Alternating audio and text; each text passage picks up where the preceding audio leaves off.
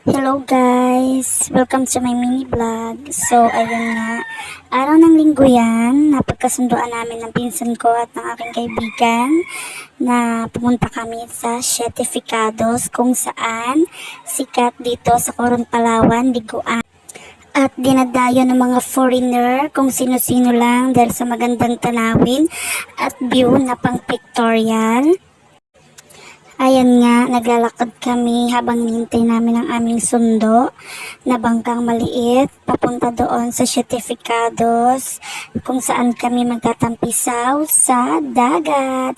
Dahil sobrang init ng panahon, ayan, naglalakad kami at ang aking mga kasama yan na huli.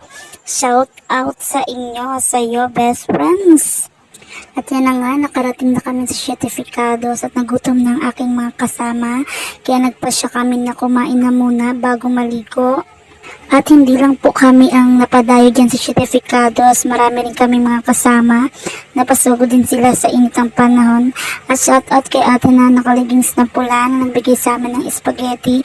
Thank you po ate sa spaghetti na bigay mo. Napasarap ang kain namin, pati mga kasamahan namin. Hindi po namin kilala yan kung sino-sino yan. Pero taga-rito lang po yan sa amin sa Coron. Nagpanabay lang po kami maligo sa Certificados dahil sa sobrang init ng panahon. Kaya naisipan namin na magtampisaw. Dahil sa sobrang init ng panahon, ayan, tuwan-tuwa ang mga bata magtampisaw at magtalon dyan sa dagat. Dahil sobrang ganda ng dagat. Ang linaw-linaw at grabing lamig pa. Enjoy na enjoy talaga mga kabataan yan sa Certificados. Kaya kayo, ano pang hinihintay ninyo?